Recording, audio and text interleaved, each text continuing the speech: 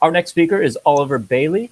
Oliver's taught a wide variety of students, including kindergartners, primary, secondary, even up to adults. He's got more than 20 years experience in the publishing industry and 25 years plus spent living and working in Asia. He's created hundreds or thousands, I don't know what it is at this point, professional development workshops and seminars over the years. And he's here today to talk about motivating students through technology. So Oliver, I'll hand it over to you. Okay, so good morning, everybody, and thank you, Josh, for that kind introduction. Yes, my name is Oliver, but everyone calls me Ollie. And I can see people in the chat window already. Colombia, Cuba, people from all over. Let me know in the chat window where you're from. You've probably done that several times already, but it's great for me to see. Today, I'm going to be talking about motivating students through technology, lifelong and life-wide learning. My name's Ollie, and as Josh kindly said, I'm a senior educational consultant, and I've been working with OUP or for OUP for over 20 years. And one of the great things that I enjoy about this job is getting to meet teachers in sessions like this. I'm coming to you live from just outside Tokyo, Japan, where I live, and it's a rainy day here, but hopefully it'll brighten up later. So time is limited, and I think we should get going. So I'm very interested in technology, and I'm also interested in motivation. And in this session, we're going to look at this difference between lifelong and life-wide learning and look at some of the things we need to consider to successfully integrate technology into our classes. Now, to do that, I've organized the session in the following way. So first of all, a quick introduction. We'll review the goals of the session so we're on the same page together. And then we're going to look at some principles of using digital technology to motivate students. In the third section, we'll think about how we can integrate technology into teaching in motivating ways. And finally, technology and motivation beyond the classroom, and we'll dip into that and I'll give you some resources. Now, with apologies to everybody, I'm monitoring the chat, but it's going past so quickly. But put your questions in there, and I will try and address some of them at the end. And I've already seen, I've just noticed we've got people who have expertise in motivation and technology from their own degrees, people talking about using internet as the main way of communication. So I'm so excited to see so many of you interested in this topic, which touches on so many of us in so many ways, especially because of the unfortunate circumstances of the pandemic. So let's go straight on then to think about and just review what it is we're going to talk about today. So I've put my abstract on the screen. So I'd like you to read through that silently. I mean, you may be in a cafe, an internet cafe, but read through it silently. And when you've finished, type F into the chat window. F for finished. And while you're reading through, what I want you to do is, which words or phrases here really catch your attention, right? So are there one or two things here that that really catch your attention, that you want to focus on, take away some ideas? So while you're doing that, I will underline some of the things that I really think are key and that we're going to focus on. So I can see Arturo has just typed F, so he's finished. Hi, Chang. Chang says hi. So let me know, everybody, when you've finished reading. Okay, so more and more people finishing here. So today, I'm going to focus on the teacher's role in thinking about technology, some key principles for technology, and where we're going to use technology as well. And today, you can see at the bottom of this, I've referred to Chat GPT. Now, Chat GPT is an AI tool. We'll briefly look at it later, okay? I'm not going to talk today about whether we should or shouldn't use AI. My focus is on thinking about how we would integrate this kind of technology tool. And this is a really good time to do this. So AI, or artificial intelligence, has been all over the news in the last few months. And actually, a new version of Chat GPT just released last week. Now, later on, if you don't know anything about Chat GPT, don't worry, we'll introduce it as well. So these are the things I'm going to focus on. But to get you thinking about your situation, what I'd like you to do is look at this question on the screen and answer in the chat. So throw your ideas into the chat for me. So, what one new technology transformed teaching or learning for you or your students? And I want you to think about, first of all, what was it? When was it? That's the second thing. And how did it transform teaching or learning? So throw your ideas into the chat. Aaron says Padlet. Jasmine says Pear Deck. Exactly. But not only what was it, when was this, and how? Okay, we're getting lots of interesting examples in the chat now. Some that I don't know, will clap. People talking about Padlet, which is great. Zoom. But think, everybody, about that second and third question. How did it transform teaching or learning? Okay. Now today, transform means has a really big impact on the way you do things by opening up new ways of teaching, new ways of learning, right? Okay, lots of apps coming through. Okay, so Claudia says using Teams because when the pandemic started, it allowed communication in a way that she hadn't thought of before. Okay, Vanessa says, my brother's always telling me about Chat GPT, but still no time to explore it. Well, Vanessa will briefly mention it today. So on the screen now, I'm going to just share some of the new technologies some technologies that transformed my teaching and learning, and let me know what you think. So I've put some images on the screen here. I actually didn't have any apps, right? But all of these felt transformational to me as a teacher or in my job. Now, I'm going to embarrass myself a little bit.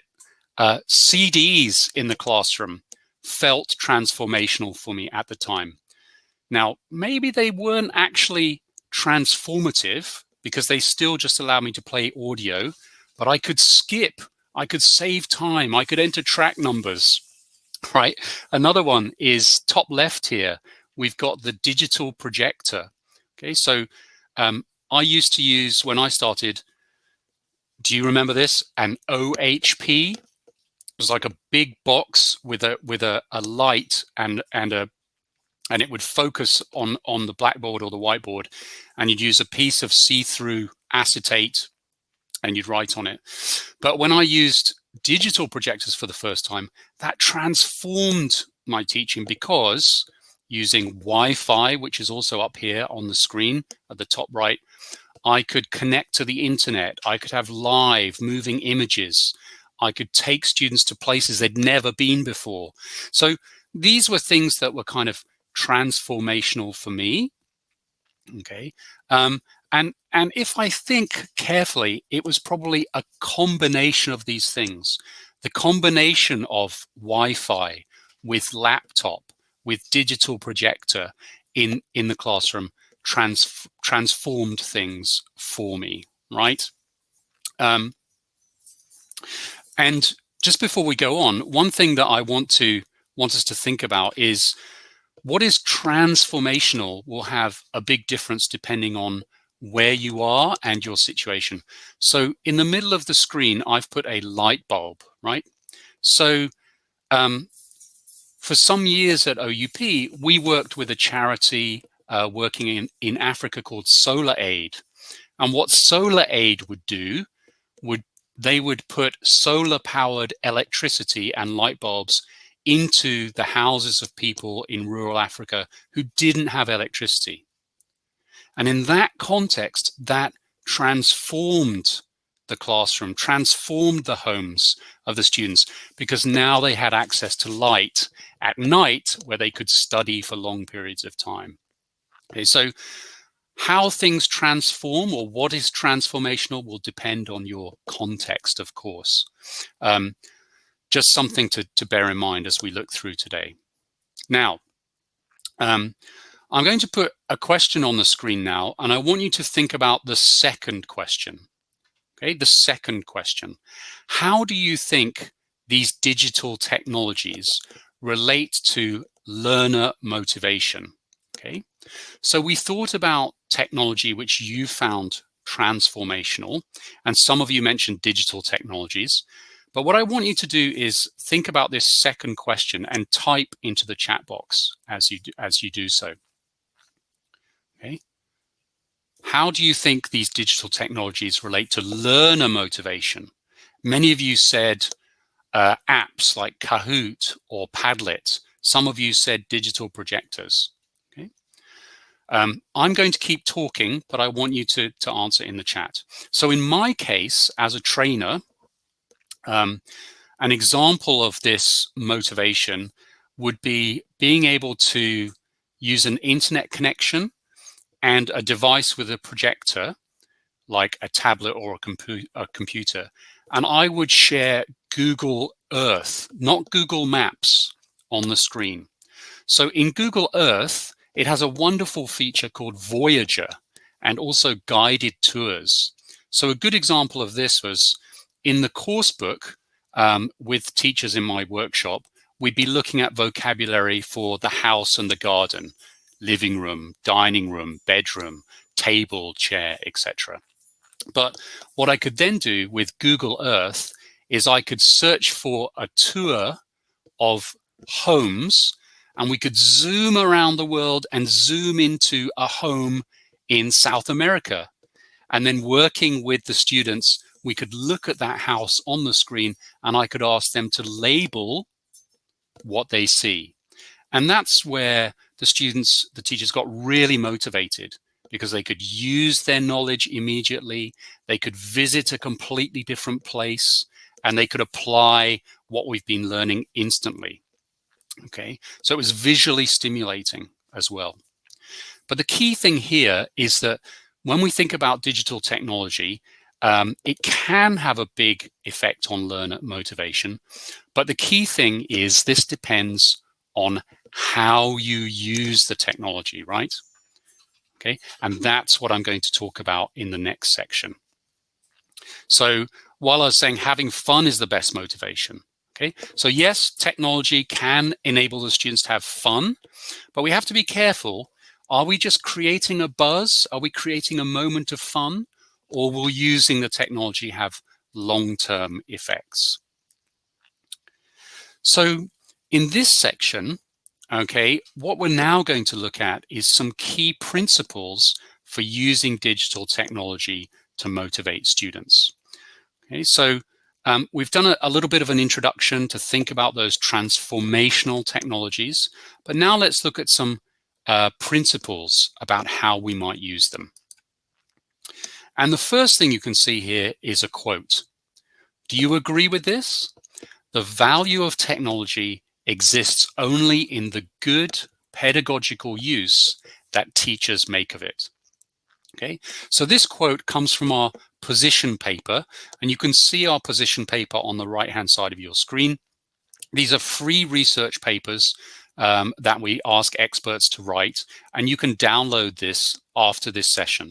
At the end, I'll give you a QR code and a link for you to use. And I really recommend these as a fantastic deep dive into a topic. Okay? But whether or not technology motivates learners depends on how it is used. And let's now quickly look at just 5 key principles in this area. Okay? So number 1, technology should lead to lasting change. Okay?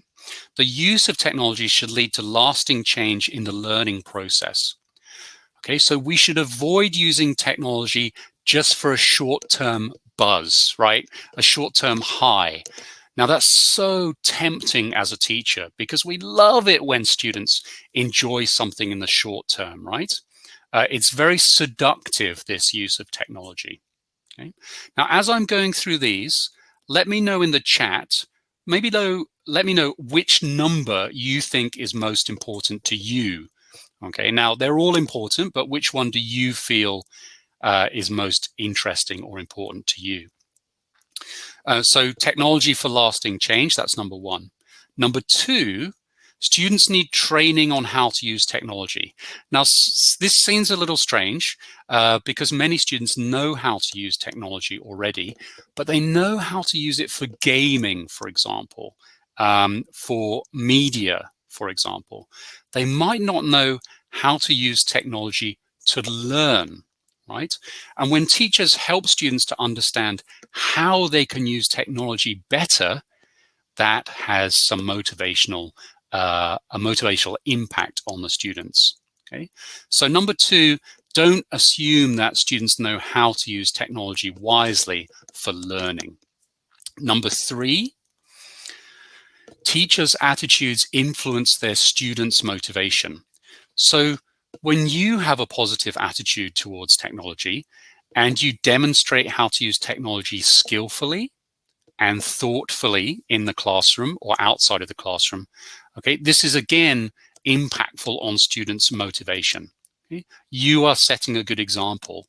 You are being skillful and targeted in the use of technology, and that can rub off onto some of the students. Now, I know we're going quickly through these, but I've packed in a lot to do today, maybe too much actually. But number four, institutional support is required. And this is so important. Like me, maybe you've taught at schools where there is technology which is just covered in dust and unused, but a lot of money was spent on it, and no money was spent on supporting teachers in learning how to use the technology. So if you're running a school or managing a program, this support of teachers is so important. Learning how to use the technology, thoughtfully integrating it into the classroom. Okay, if you're like me, you may remember language labs with headsets. Okay, multimedia rooms with big screens. Many schools might have an interactive whiteboard that is covered with a sheet and sits in the corner because most of the teachers are not particularly confident with it, right? So I think that this institutional support is so important, and we mustn't forget that if we're going to use technology effectively. And number five, the effect of technology on motivation is variable. Okay, so the same technology may motivate learners very differently depending on the context. For example, some technologies might be more motivating in the classroom when that's led by the teacher. Other technologies might be more motivating outside of the classroom when the students are by themselves. And also, learners' levels of motivation with technology changes over time. So you probably remember that first time that students had access to smartphones, if you allow smartphones in the classroom. They were very, very motivated initially, but then over time, that interest in using smartphone, unless it's used effectively, goes down over time. Okay, and many of you, and I can see Feng in the chat there also typing, all important. Yeah, I think these are all important. Okay, they're definitely all things that we need to bear in mind as important principles. So let's keep those in mind as we go forward. Those are good general principles. But what I want to do now is to start to think about how we can integrate technology into teaching in motivating ways. Okay? And this is where we're going to start to be a bit more specific, and we're going to use the example of Chat GPT, okay, this AI chatbot, to think about a framework for how we can integrate technology. Okay, so let's look a bit now at Chat GPT. Now, as I said earlier, this session is not about is Chat GPT good or bad, or the ethics of using ChatGPT. It's more to use ChatGPT as an opportunity to think about how we integrate technology. So the first thing I want to do is I'm going to quickly do a poll with you. So a poll should come up on your screen now. And using the interactive poll, I want you to tell me, how familiar are you with ChatGPT? So choose one of the options and submit that poll. Okay, and show me the answers. Okay, so we're getting answers on the screen now. Okay, so you should have the poll in front of you on the screen. I'm not quite sure if these results are live, but I can see some of you typing in the chat window as well. So Anna in the chat window says she's never heard of it, and about 23% of you say you haven't heard of it. At the top of the result, some of you say you know a lot about it and use it regularly. That's interesting to see how quickly this is moving into everyday use for some of you, right? And some of you say in the middle, I know what it is, but I haven't tried it. Okay, so based on that, what I'm going to do is I'm going to spend a little bit of time, because a majority of people, 30, 40, 50, 60, 70% of people have kind of heard of it or don't know anything about it. So I'm going to demonstrate for that for you now using some short videos. But before I do that, let's remove the poll, please, moderator. So before I do that, let me give you a definition of what ChatGPT is. So on the screen, you can see a definition. What is ChatGPT? Okay, ChatGPT is a highly advanced artificial intelligence language model developed by OpenAI. Okay, my training data is sourced from the internet, and I have been trained to generate human-like text in response to a prompt. I can answer questions, write stories, engage in conversation, and perform various other language tasks. Now, as you can see, okay, from this explanation of what ChatGPT is, you can see sometimes it says the word I or my. Okay. Now, Amir is saying in Vietnam, you're not allowed ChatGPT registration. So your access to ChatGPT may or may not be available, but okay, increasingly AI will be a function of education, I think. So even if you don't have it available right now, I know that it's rolling out to different countries. But the key point here is I asked ChatGPT, okay, I typed in the question to ChatGPT, what are you, ChatGPT? And it gave me this answer that you can see on the screen here. Okay, and this gives you a very brief introduction to what ChatGPT is. It's a chatbot, and you can type questions to it, and it will give you a response, right? Okay, it will give you a response in real time. So let me give you a couple of examples now using video. So on this screen, you can see an image of me in the bottom left, and I'm logged into ChatGPT. Okay, it does have free access available as well, although it's a little bit slower and sometimes you have to wait for access. But you just register with an email address and you come to this screen, and at the bottom you can see a little chat box, just like you're using today. I can see a lot of teachers giving their opinions in the chat, which is great. Some people recoil from this with horror. Other people find it very interesting. Again, I'm not really commenting today on the pros and cons. I just want to use this as an example. So what I'm going to do now is I'm going to show the moderator, when I'm ready, will show a video, and it's 2 minutes. And in this video, I am going to ask ChatGPT how it can help me as a teacher. So moderator, one of the things, everybody, is when I show the video, you'll see a lot of text. If it's too small and you can't see the text, don't worry.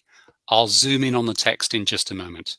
So moderator, can we play the video TT lesson planning, which is 1 minute, 53 seconds.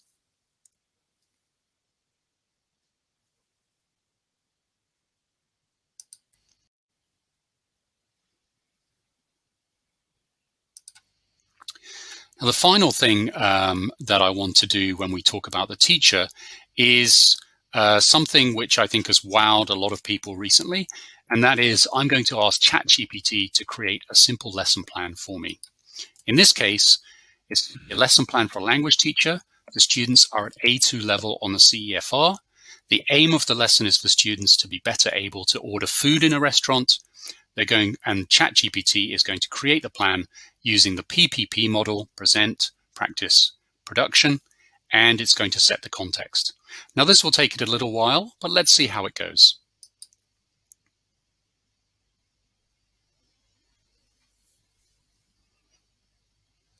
So we've got a lesson title there. It's got the context. It's inserting the objectives of this lesson. It's going to list the materials that we need for the activities that it will do. It's put it in as 60 minutes, but we could change that, of course, through a better prompt. And it's now creating the lesson plan divided into the PPP model. Present, practice, produce. Here comes the practice. It's got students doing a role play. It's included a dictation game, working from the whiteboard. And then it's asked students to work in small groups. And finally, the production phase, where students will practice going to a restaurant and ordering food using the language which they have seen in the lesson. Now, is that a perfect lesson plan? Of course not. You want to bring your own spin to it, and we'd want to review it in detail to make sure that it's appropriate, it's using the right kind of language that the students have used, and it meets their needs, and so on and so forth.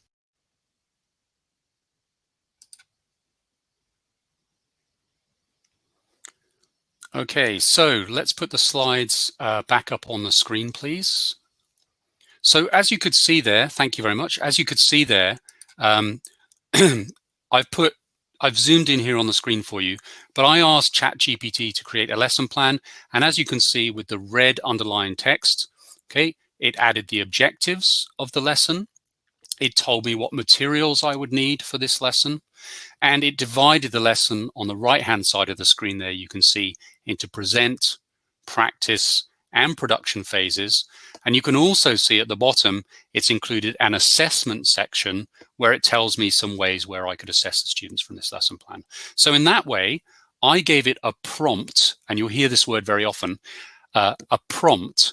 You give the ChatGPT a prompt and it will try and do what you ask it to do. So how you write the prompt is incredibly important, okay? But the key thing here is I was thinking, how could ChatGPT help me as a teacher? Now, for me, one of the problems in Japan where I live for teachers is massive overwork, massive overtime and exhaustion in the government teaching sector. So this could potentially help teachers by reducing prep time so that they can focus on other things. Okay? Let me give you another example. These are, again, just a couple of short videos, but I'm going to give you another example. This time, I am a student, okay? So I'm going to put up a vocab generation activity. So imagine that I'm a student using ChatGPT to help prepare for a presentation. So moderator, can you put up student vocab generation, please?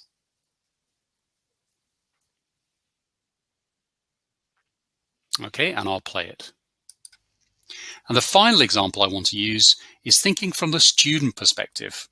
How could a student use ChatGPT to help them study English? Well, one way we could do it is we could ask the students to use ChatGPT to give them useful language on a topic that they want to talk about in the class. So, for example, let's say that I have a student who is really excited about windsurfing. So they want to personalize their mini presentation and talk about windsurfing, but they don't know the terms in English. I want to talk about windsurfing in English. Give me a word list of 10 useful vocabulary words about windsurfing.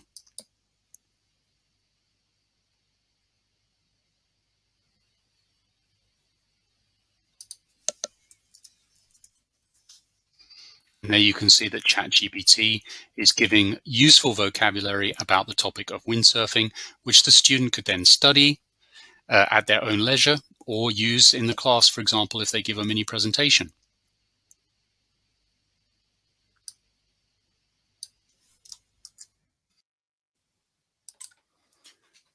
Okay, so, excuse me, so the slides will come up again, but the key thing here is that, as you could see, we created an instant word list, and I'll zoom in on that now on the screen for you. So this was about windsurfing. Now, if this language looks too difficult, in my prompt, I could say, write the definitions at CEFR A2 level, or please write the prompts in easy to use English. Okay, so here a student has generated a list of vocabulary for themselves, which they could use in their presentation. Now, the final example that I want to do, and I'm sure that you'd love to see videos of different ways to use this for hours, but the final example that I'm going to do is we're going to look at correcting grammar. Okay, so in this next example, I'm going to ask my colleague to put up the video called Student Working with Grammar. So here, the student is going to work with some grammar. Let's watch that now. It's about 45 seconds long, I think. One of the things that we talked about earlier was ChatGPT working with grammar. So here's an example. Correct the grammar errors in the following sentence. Me and my friends is going to the mall, and give me the grammar rules that explain the mistakes.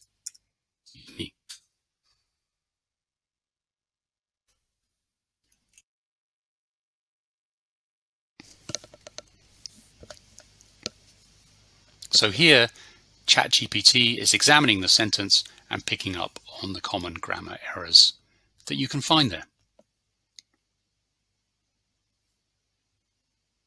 It's also giving us the rule because that's what I asked it to do in the prompt.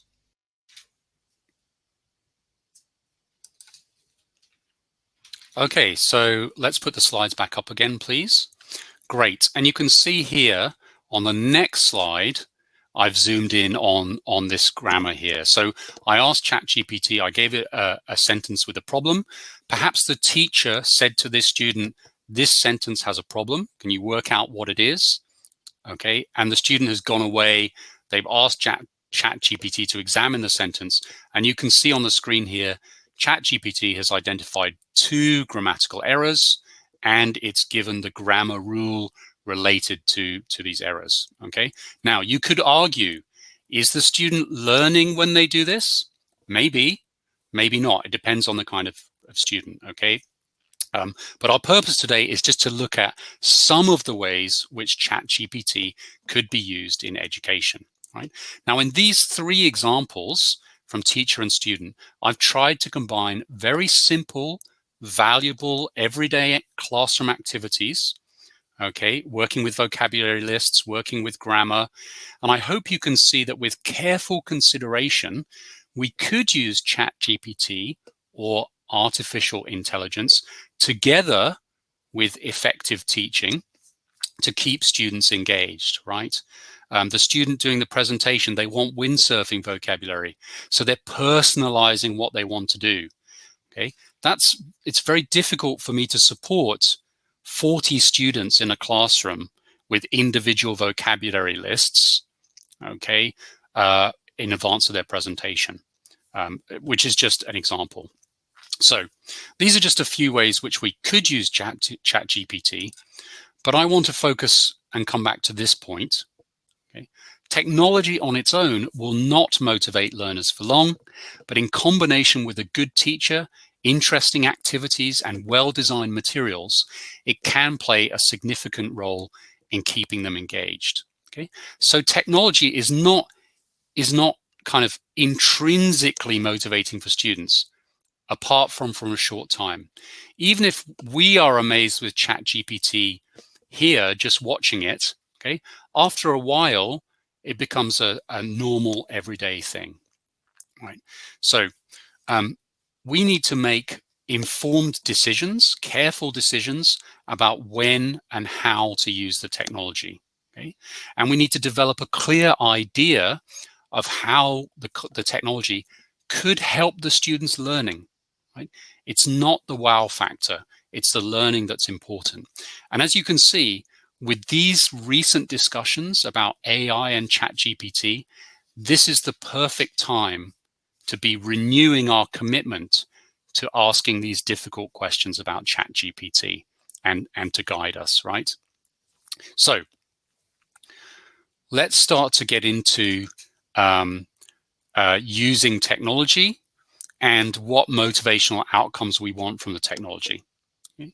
So we're going to think about what or how the technology will motivate the students. And to do that, we need to ask ourselves before we use a technology some interesting questions to guide our decision about what technology to use, is it the right technology to use, and when should we use it. And what you can see on the screen here is we're going to use Graham Stanley's list. Okay, there are 6 questions here by Graham Stanley, and these questions are designed for teachers to ask yourselves to help you decide whether using technology is a good idea for this lesson or this language point or this age of student. Okay, so we're going to go through these 6 together. We'll work through them. Okay, just read the 6 on the screen here, and when you finish reading, type F into the chat window. So in the next few slides, I'm going to go through these with you, and I'll ask you to think about them, and I will give you some sample answers from a teacher who wants to use Chat GPT for teaching his intermediate level teenage students. Okay, so I can just see you finished typing now. So we're going to look at this framework with a few examples, and in this example, remember, it's a teacher, English teacher, who's teaching teenagers. So let's go straight into it. The first one is why. Why use the technology? And in this case, the teacher is saying, I want to use it because all my students have access to computers and mobile devices, and they know how to use the browser. So why use the technology? Here, the teacher is justifying their possible decision, right? So that's the first question, why? And as you can see, these questions are important because they help the teacher think critically about the use of technology and use their critical thinking skills. So the value of this question is the teacher here is having to justify their use of Chat GPT. Now, I'm making this sound very formal, but this is something you might do just in your lesson planning, where you're thinking about using any piece of technology. Remember, this is a framework, right? Some questions to ask yourself before you decide to use technology in a particular way in a classroom. So the next question was who? Who is the technology best for? And again, our example here is going to be Chat GPT. Okay? And what I want you to do, you've watched a simple demonstration of Chat GPT. In the chat box, who is this technology best used for? Let me know your ideas in the chat box. Okay, so think about student types. Based on what you saw, who is the technology best used for? Would it be primary students, kindergarten students, teenagers, adults, and why? Okay, so I just want to give you an opportunity to think critically here. So Saori is saying yes, the students. Eliane is saying everyone. Now, I'm going to disagree with some of you there. I don't think Chat GPT is useful for everybody. And my reason for this would be as follows.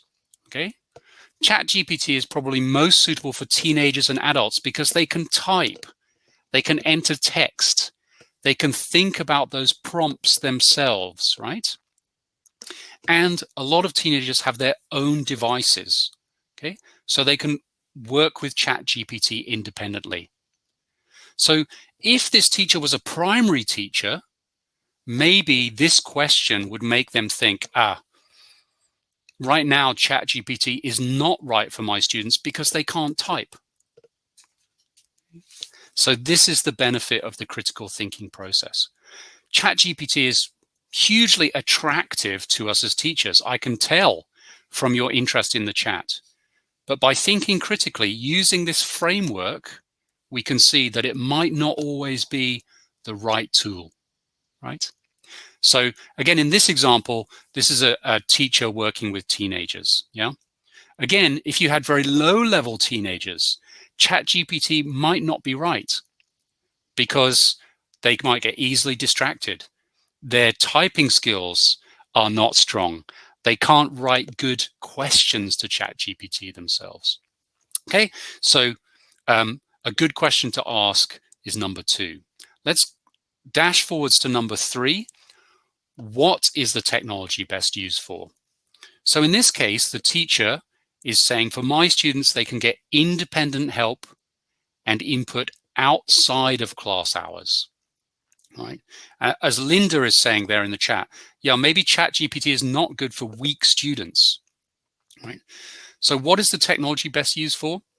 In this case, the teacher is saying, I think it would be best for independent use outside of the classroom with my students. Okay, they're focusing on a particular use of the technology that might support learning. And as you can see at the bottom of this quote, the teacher's thinking about vocabulary support, generating texts, reading practice, getting feedback, etc. Again, as Linda's saying there, for self-learning. Let's look at the 4th question. Where should the technology be used? And let me throw this back to you, the audience. So where should this technology be used? What do you think?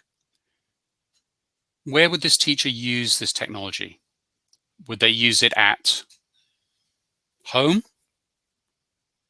school, in class, in the break, on the bus, as you see here? What do you think? Let me know in the chat window, everybody. Okay. Yeah, so many of you saying at home or outside the classroom. And in this case, the teacher has thought carefully about this. This teacher is saying, initially, ChatGPT would be used in the classroom under my guidance.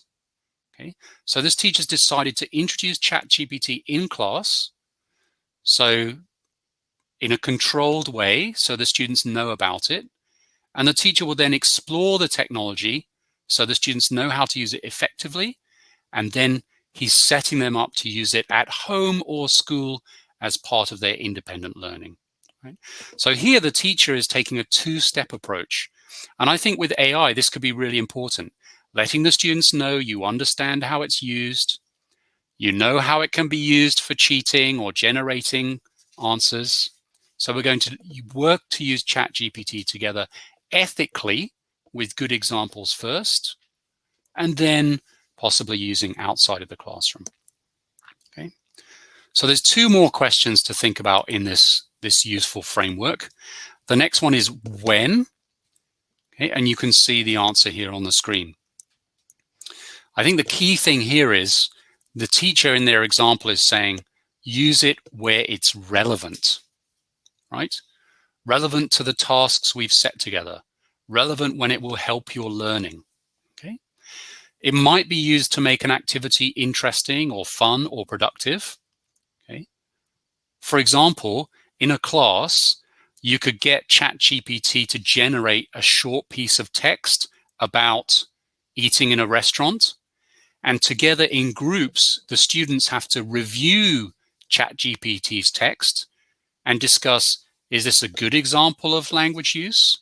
Are there any mistakes in this? How could we improve this text from Chat GPT, right? So relevant to the tasks that we want to do together. And the final one, number 6, how should the technology be used? Okay, this is a really interesting one because here, this question makes us think about very specific examples. And in this case, okay, this teacher is thinking not only about time, but about using ChatGPT as an opportunity to talk to the students about digital literacy, for example. An opportunity to talk to them about how they can stay safe online. Should you put private information into ChatGPT? Should you put contact information, other people's names, etc.? Right? These are the kinds of interesting questions about digital literacies which you could use this opportunity to discuss with your teenage students. So these were just a few examples of the framework that we've talked about. Again, this is by an educator called Graham Stanley. And you can see there on the screen these 6 questions in this framework. Now, we've used the example of ChatGPT, but remember, the value of a framework is to apply it to any situation. So you could use this framework if you're thinking about students using smartphones in the classroom for the first time, or using a particular app for the first time. So this is the value of a framework, and that's why I wanted to introduce it or review it today with you, because I think whenever we use technology, we should make a conscious decision to ask these kinds of questions of ourselves as teachers. Okay, and earlier in the session, we looked at some of these different technologies, and I talked about my own experience. Let me be completely honest with you. When I started teaching and working as a trainer, and I first got my hands on a digital projector, using Wi-Fi, using tablets, using phones with my audience, I didn't ask myself those critical questions. I was so excited to use technology. And reflecting now on that experience, I wish I had. I'm sure there are times where we overused the technology in my workshops because I wanted that buzz. I wanted that positive feeling, that moment of excitement with my audience. But my session would have been better if I'd used the technology in the right way at the right time. So that's the importance of a framework. Let me know in the chat window whether you use frameworks like this. Would this framework be useful to you? Okay, I'd love to hear your thoughts or read your thoughts in the chat. Now, we're going to go into this final section here, and I've got about 15 minutes left. So I'm going to go quite quickly through this. Okay, I want to explore the idea of using technology outside of the classroom. And this is the 3rd piece of today's session. And this is more of an introduction to this area because there's a lot that you can read about it. So you can see that I'm using a lot of quotes from our position paper today because it's a great insight into this area. Right? On the screen, it says, it's important to remember that even school-age learners spend much of their time outside school. Connecting with their personal lives through technology is therefore key to motivating them, right? So a lot of the time as teachers, we think about how we might use technology inside the classroom. But what I want to do now is think about extending our use of technology outside of the classroom and how we might do that. Okay?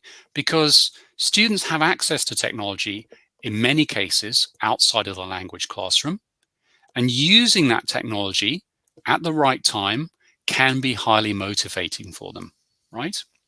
So, right at the beginning of today's session, I mentioned 2 words, okay? The first one was lifelong learning, okay? So let's look at these 2 words in a little bit more detail. There's a definition on the screen. So lifelong learning is learning as it takes place across a learner's life, especially after formal education. And I think as teachers, we are very familiar with this. After all, here you are, okay? Literally tens of thousands of teachers joining this ELTOC conference over these 48 hours. Okay, so you're very familiar with learning outside of formal education, and it's wonderful to have you here doing this. So you know this term well, but a phrase that or a word that's less widely known is life-wide learning. What is that? Let's take a look. Life-wide learning is learning as it takes place in all environments at a given moment during a learner's life. It includes both formal learning, such as in school, and informal learning that occurs outside of school. So this was a new term for me, right? Life-wide learning. And the key idea here is that learning can take place in many different kinds of space outside the classroom. And a learning space is anywhere where learning can happen. So this might be in home or at home, on the bus, in different places, right? So you can see this young man on this sofa here studying with his laptop, okay? That is a space, a learning space where learning is taking place. So there are lots of these kinds of spaces and opportunities. Let's look at some on the screen now, okay? So as we look through these, as you read through these, I want you to think back to Chat GPT. Which of these learning spaces could students interact with Chat GPT? Let me know your thoughts in the chat window. Are some of these learning opportunities better for Chat GPT? Wouldn't work with Chat GPT? We've got remote learning, okay? Anywhere outside school, could be online or offline. We've got play learning, which is learning through discovery and play. For example, playing digital games in a different language. We've got informal learning. So that could be learning by playing board games, for example, or computer games, right? Okay, I love playing board games and I love computer games, okay? And learning a language in a gamified way is very attractive to me. We've also got performance learning. So this is that time when a student needs help and they ask for help. Maybe you're not there, right? Performance support. The student wants help doing something. Could ChatGPT be useful there? Now, mentor learning is similar to support learning, but this is where you have a formal mentor who provides support and guidance. And the bottom two there, flexible learning, okay? This is learning when the learner wants to learn. That's often using the web in some way. And finally, self-learning, community learning, and peer learning. So again, in these spaces, in these learning spaces, okay, which could students engage with ChatGPT? Now I can see many of you helpfully typing into the chat, and thanks so much everybody for being so active in the chat. So Fato says flexible learning. We've got another teacher saying all of these areas. Sylvina says all of them. And I agree. I think potentially ChatGPT could be used in any of these situations. But thinking critically about this, I think mentor learning is less possible with ChatGPT now, although it might be possible in the future. I think a mentor learning situation, how can I say it?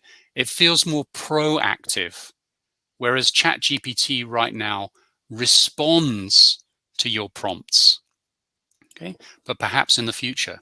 Just this week, a new version of ChatGPT, ChatGPT 4, okay, has become available, and that improves its capabilities in some way. Okay. Now I've got an eye on the clock. I've got 6 minutes left. My moderator is probably just panicking a little bit. Am I going to finish in time? So I'm going to move on to the final thing that I want to state. say with you or share with you. I'm just going to dip into this. Okay, so on the slide here, you can see 4 steps in the diagram, okay, which are encouraging, preparing, supporting, and involving students. And I'd like to leave you with this thought about this structure as a way that we can connect classroom learning to the students' lives. Okay? So what I'm going to do is, in a moment, if I can just get there, I'm going to put up some labels for you. I'm not going to explore each of these in detail. Instead, what I'd like to encourage you to do in a few moments or after this session is to download our position paper where you can read about all of these things in detail, okay?